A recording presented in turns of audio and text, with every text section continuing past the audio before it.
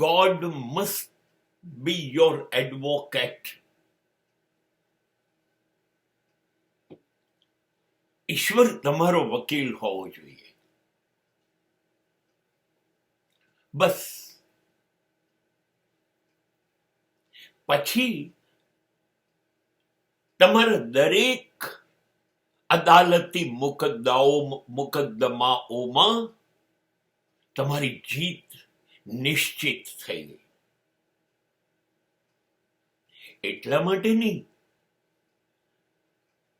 કે તમે અસત્યના માર્ગે હશો, ખોટા હશો, અનીતિના માર્ગે હશો, તો પણ જો વકીલ તરીકે ઈશ્વરને રાખી દો તો તમે જીતી જ જશો. એટલા માટે ઈશ્વર ને એડવોકેટ નથી નીમવાનું, નહીં, પણ ઈશ્વર એડવોકેટ તો જ બનશે કે ઈશ્વર એની શરતો મૂકશે અને એ શરતો તમે સ્વીકારશો.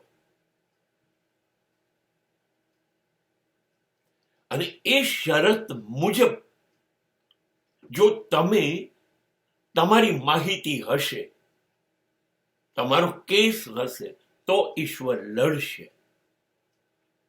એને લડવાની જરૂર જ નહીં પડે. એ એમને લડ્યા વગર જીતી જશે. કારણ એ ઈશ્વર છે. એ એમને હા નહીં કે. એને 100% ખબર હશે કે સત્ય તમારા પક્ષે છે, ન્યાય તમારા પક્ષે છે, નીતિ તમારા પક્ષે છે, ધર્મ તમારા પક્ષે છે.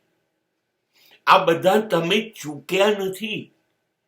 તમે આની મર્યાદામાં રહીને જીવો છો અને છતાં તમને તકલીફ પડે છે. નહીં, તો તમને એ હારવા નહીં દે. બસ ઈશ્વરની આટલી જ શરતો છે કે બસ આની બહાર જતો નહીં અને આની અંદર રહીને તું જીવન જીવીશ તો તારું ખોટું થશે નહીં, ને થશે તો હું છું. તને હારવા નહીં દઉં. પણ પહેલી વાત કહું તમને, ઈશ્વરને એટલો બધો ભરોસો છે એના સિદ્ધાંતોમાં કે જે માણસ એના સિદ્ધાંતોને અનુસર્યો એને તો અદાલત સુધી જવું જ નહીં પડે.